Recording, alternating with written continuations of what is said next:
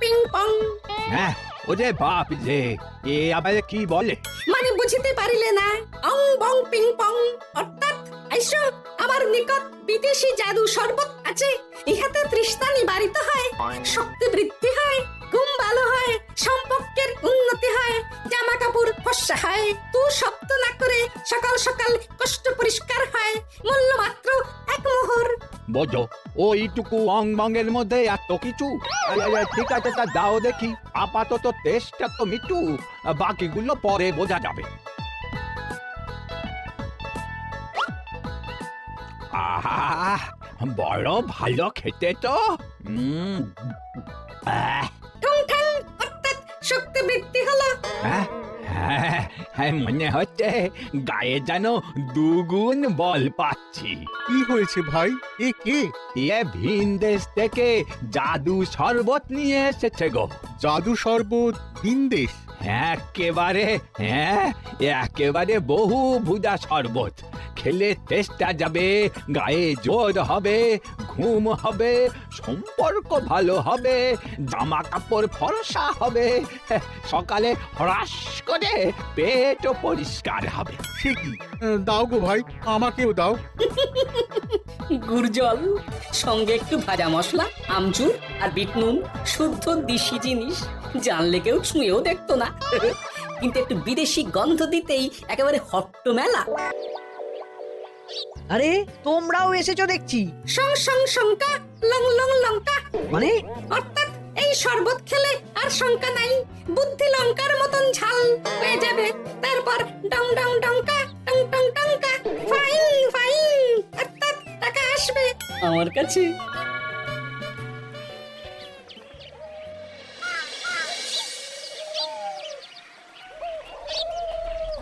ঝপ ঝপ ছপাং ভট ভট ফটাং অর্থাৎ কুয়াকে দৌড়িয়েছো কেন? বেটা জোচ্চোর অনেককে ঠকিয়েছে। অনেক দিন থেকে তককে তকে ছিলাম। এবার এই ধুলো নিয়ে মহারাজের পায়ের ধুলো বলে বিক্রি করছিল। একটা বেনামি চিঠিতে খবর পেয়ে বেটাকে ধরেছি। ব্যাং ব্যাং বিগ ব্যাং অর্থাৎ বেনামি চিঠিটা আমি দিয়েছিলাম বাবু। বাবা যদু, তুমি সেই রাজধানী থেকে কৃষ্ণনগর অবধি মানুষকে অনেক খোল খাইয়েছো। তুমি এতদিন ঘুঘু দেখে এসেছিলে বাবা। এবার গোপাল নামক ফাঁদটা দেখলে। কতবার বলবো এই সব ধুলো আমি গোপালের কাছ থেকে কিনেছি। যা বলার ওই বিচারের সময় মহারাজকে বলবি। চল চল চল চল চল।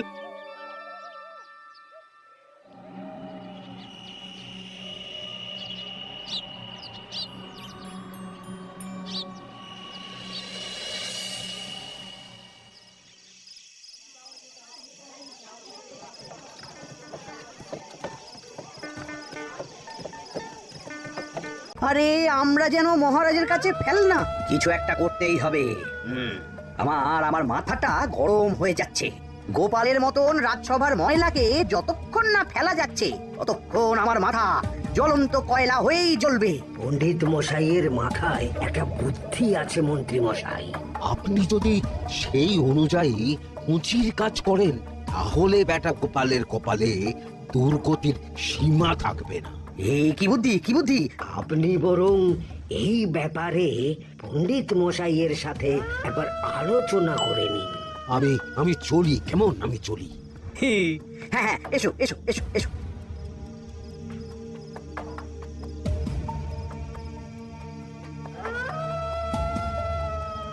আরে ওই তো আমার বাঁ হাত ঘটা আসছে। বেটাকে দিয়ে একটা কাজ করাতে হবে। এ কি মন্ত্রী মশাই, আপনি এখানে দাঁড়িয়ে কি করছেন? এই একটা গুরুত্বপূর্ণ ব্যাপারে কথা বলছিলাম। একটা একটা কাজ করতে পারবি? কি কাজ করতে হবে বলুন মন্ত্রী মশাই। আমাকে একটু ঠান্ডা জল, পাতিলেবু আর পুদিনার পাতা দিয়ে শরবত বানিয়ে খাওয়াতে পারবি? সেসব আমার ঘরে ব্যবস্থা করাই আছে। চলুন চলুন আমার সাথে চলুন। হ্যাঁ, চল চল চল চল চল।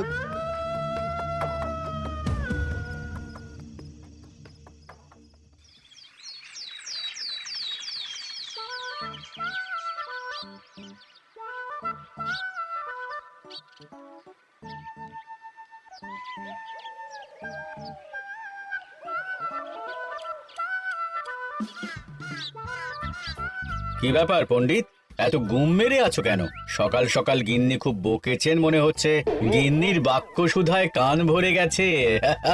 আর কিছুই কানে ঢুকছে না। আরে দাঁড়াও দাঁড়াও পণ্ডিত, দাঁড়াও জ্যোতিষী। পণ্ডিত তো আমার কথা শুনতেই পেল না মনে হচ্ছে। তুমি তো দূর থেকে বলেছো, আমি তো বলেছি পাশ থেকে, তাতেও শুনতে পাইনি। কানের পোকা হলো নাকি? কি গো পণ্ডিত, ব্যাপার কি? কেমন বুঝছো? এ তো ভয়ানক কর্ণকোষ্ঠবদ্ধতার লক্ষণ। তুমি কচু বুঝেছো? আমার হয়েছে কর্ণগোপাল, তোমাদেরও হতো, কিন্তু তোমাদের দোকান কাটা বলে হয়নি। তুমি আমাদের অপমান করছো। তোমাদের অপমান বোধ থাকলে কোনো শব্দই কানে ঢুকতো না, শুধু একটাই শব্দ কানে বাজতো, গোপাল গোপাল গোপাল। এবারে রাজসভায় কিভাবে হেনস্থা হতে হলো মনে নেই? মহারাজ, একটা ভিক্ষা আছে। ভিক্ষার জন্য কৃষ্ণনগরের রাস্তাই সবচেয়ে উপযুক্ত জায়গা গোপাল, তুমি বরং সেখানেই যাও। মন্ত্রী, মন্ত্রী মশাই ঠিকই বলেছেন মহারাজ। যে যার নিজের জায়গা থেকে কথা বলে। কুকুর বলে ভৌ ভৌ, বেড়াল বলে মিউ মিউ, কাক বলে কা কা। মন্ত্রীর ভিক্ষার জায়গা কৃষ্ণনগরের রাস্তা, আর গোপালের ভিক্ষার জায়গা মহারাজ কৃষ্ণচন্দ্রের দুয়ার। বলো কি ভিক্ষা? বাড়িতে পুজো আছে মহারাজ, খরচা অনেক, কিছু ঋণ আবশ্যক। যদি 100 মোহর। ঋণ তোমাকে আমি দিতে পারবো না গোপাল।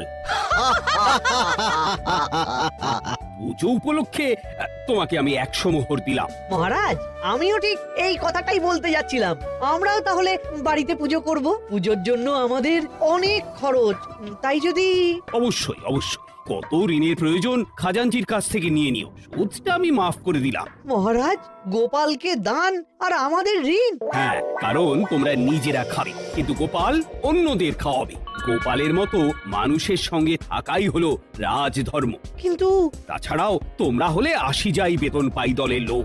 গত 1 বছরে তোমার কোন মন্ত্রণা দেশের কাজে এসেছে? পণ্ডিত কোনো নতুন তত্ত্ব শুনিয়েছে? জ্যোতিষী কোনো অমোঘ ভবিষ্যৎবাণী করেছে? আর বৈদ্য 3 বছর ধরে আমার হাঁটুর ব্যথা সারাতে পারেনি। কিন্তু গোপাল, গোপালের ভাঁড়ে হাস্যরসের কখনো অভাব হয়নি। মনে আছে? আছে। কিন্তু করার তো কিছু নেই। আছে। কিছু ভেবেছো নাকি পণ্ডিত? তোমাদের মনে আছে? মহারাজ মোহর দেওয়ার পর গোপাল সেদিন বলেছিল। কি গোপাল, খুশি তো? মহারাজ, আপনি আমাকে 1 মুঠো ধুলো দিলেও আমি খুশি। সেই ধুলো মুঠোই আমি সোনা মুঠো করে ফেলবো। মনে নেই আবার? একটু ঝেড়ে কাশো তো দেখি পণ্ডিত, কি ভেবেছো? যা হবে দেখতেই পাবে।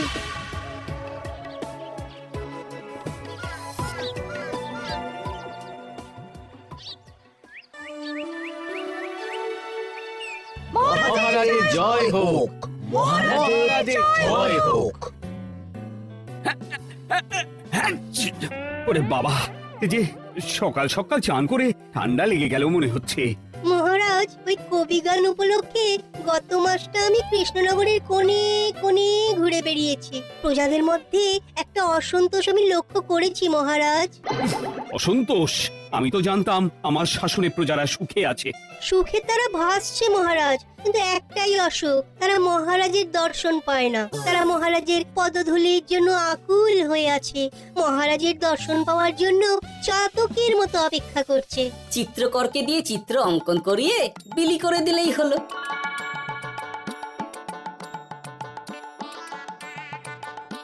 খুব ধুলো হয়েছে মহারাজ, কিন্তু এত ধুলো কালকের ঝড়ে ঢুকেছে। ঝাড়ুদা,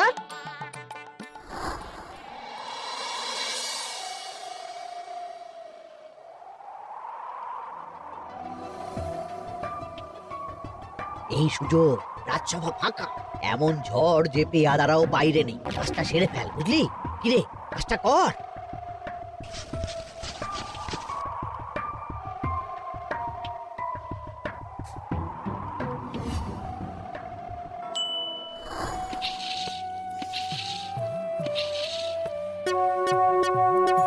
এত ধুলো! মহারাজ, কাল ঝড়টা বড় সাংঘাতিক হয়েছিল। তা বটে। আচ্ছা গোপাল, তুমি বলেছিলে মহারাজ তোমাকে এক মুঠো ধুলো দিলেও সেটা সোনা হয়ে যাবে। এখনো সেই কথাই বলছি। মন থেকে বলেছিলে না মহারাজকে তেল দেবার জন্য? তেল দেওয়ার দায়িত্বটা তো আপনি নিজের কাঁধেই নিয়ে ফেলেছেন। আমি যা বলি সত্যি বলি। আজ যদি এই 4 ঝুড়ি ধুলো মহারাজ তোমাকে উপহার দেন, তখনও একই কথা বলবে? নিশ্চয়ই। মহারাজ, গোপালকে এই 4 ঝুড়ি ধুলো দেওয়ার হুকুম হোক। কি গোপাল, আমি তোমাকে যদি এই ধুলোর ঝুড়িগুলো দিই তা থেকে সোনা আসবে নাকি? আসবে মহারাজ, মোহরের বস্তা আসবে। যদি না আসে, আপনি বলুন। তোমাকে কৃষ্ণনগর ছেড়ে চলে যেতে হবে। রাজি? আর যদি আমি পারি তাহলে আপনাকে এই মন্ত্রীর চাকরি ছেড়ে দিতে হবে। কি রাজি? কি মন্ত্রী রাজি? রাজি। গোপাল রাজি মহারাজ। আচ্ছা, আর কেউ মন্ত্রীর পক্ষে বাজি ধরেছেন নাকি? হ্যাঁ, আমি আমি আমি ও গোপাল এবার যে মরণ কুয়োতে ঝাঁপিয়েছে, সেখান থেকে আর উঠে আসতে পারবে না। ধুলো থেকে মোহরের বস্তা আসবে, এ হচ্ছে ওই গোপালের উন্মাদ রোগের শুরু। দেমাক দেমাক মহারাজের পিঠ চাপড়ানি পেয়ে পেয়ে গোপাল ভেবেছে যে ও সব কিছু করতে পারে। এবার শুধু সেই দিনটার অপেক্ষা, যেদিন গোপালকে উল্টো গাধায় চড়িয়ে কৃষ্ণনগর থেকে বার করে দেব। এতটা নিশ্চিন্ত হবেন না মন্ত্রীমশাই। গোপাল কিন্তু হালকা কথা ছুঁড়ে দেওয়ার লোক নয়। কি বলতে চাইছো পণ্ডিত? ওই 4 ঝুড়ি ধুলো থেকে মোহরের বস্তা আসবে? না, তা বলছি না। অন্য জায়গা থেকেও তো মোহরের বস্তা আসতে পারে। তার সঙ্গে ধুলো মিলিয়ে দিলেই কেল্লাপতে। গোপালের নিশ্চয়ই কোনো পরিকল্পনা আছে। গোপালের সব পরিকল্পনার গোড়া মেরে রেখে দিয়েছি পণ্ডিত। ঘটা আছে গোপালের পেছনে, আর ঘটা আছে গোপালের বাড়ির পাহারা। লুকিয়ে কিচ্ছু করতে পারবে না। আরে ওই তো বটা আসছে। বেল্লিক, উল্লুক, তোকে আমি জল বিচুটি দেওয়াবো। গোপালকে ছেড়ে চলে এসেছিস কেন? ছেড়ে আসবো কেন মন্ত্রী মশাই? গোপালকে ওর বাড়ির সামনে ছেড়ে এসেছি। ওখানে তো ঘটা আছে। বড্ড ঘুরিয়েছে বেটা। কোথায় কোথায় গিয়েছিল গোপাল? 4 ঝুড়ি ধুলো নিয়ে বেটা বাড়ির উল্টো দিকে হাঁটা দিল। চললাম পিছু পিছু। যাচ্ছিল কোন দিকে? নদীর দিকে। কিন্তু গোপাল দাঁড়ালো যদুর বাড়ির সামনে। এই যদু হলো সেই লোক যে লোকজনের বাড়িঘর কেনা বেচা করে আর লোক ঠকায়। আগে রাজধানীতে থাকতো।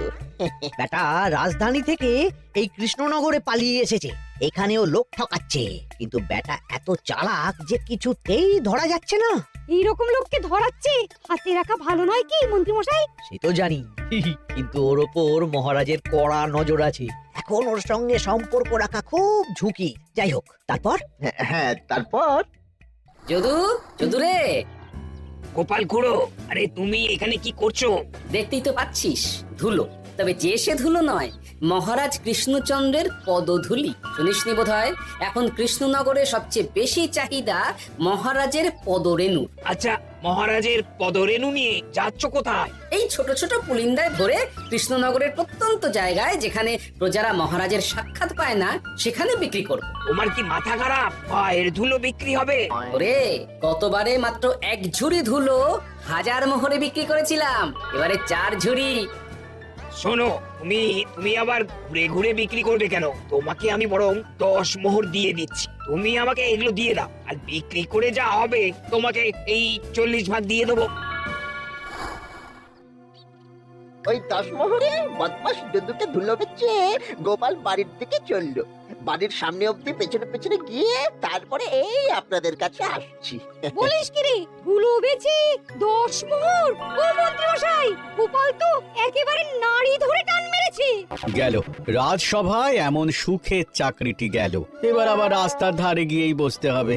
এবার নবাবের দরবারে জায়গা আছে কিনা খোঁজ করি গিয়ে। তাত্তেরি, 10 মোহর আর 1 বস্তা মোহরের মাঝখানে অনেক রাস্তা। সেই রাস্তায় আমি লোক বসিয়ে রাখবো। আরে আরে ওই তো তোমার ঘটা আসছে। এই, তুই গোপালের ঘরের পাহারা ছেড়ে এলি কেন? গোপাল নেই নেই নেই নেই নেই নেই।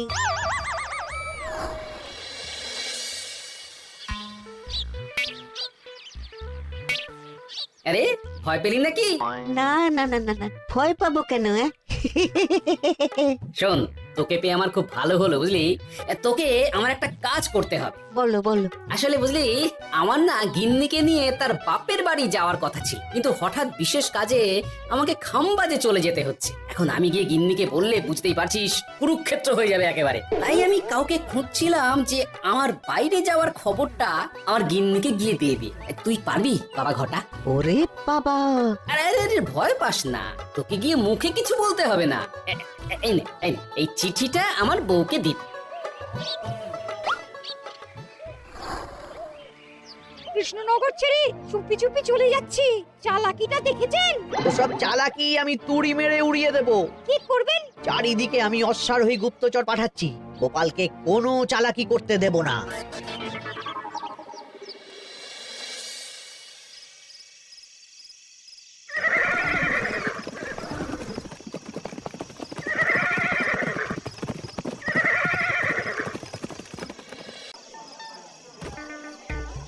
ঝন্টু মন্টু ননাঙ্কু।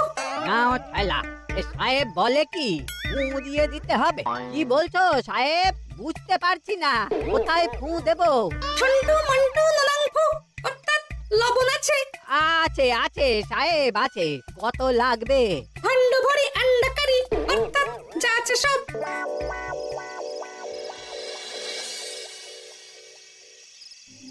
ব্যাস, মোটামুটি আশেপাশে সব দোকানের নুন এখন আমার জিম্মায়। এবার আসল মজা শুরু হবে।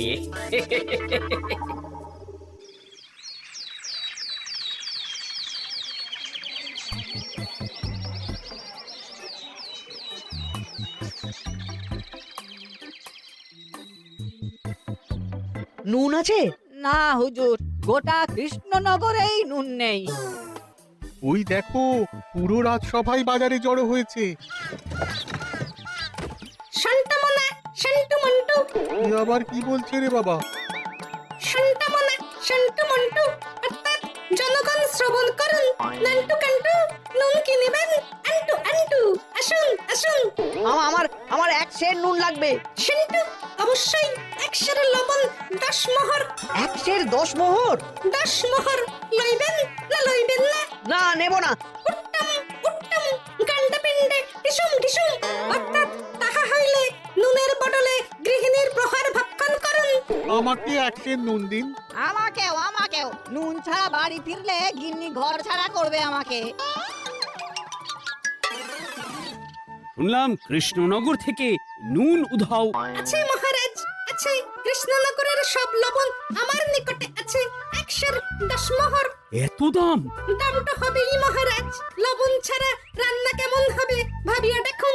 ঠিকই বলেছ, রাজপাকশালেও তো রান্না বসেনি। 100 সেরের মতন রাজপ্রাসাদে পাঠিয়ে দাও। 1000 মোহর দিয়ে দাও।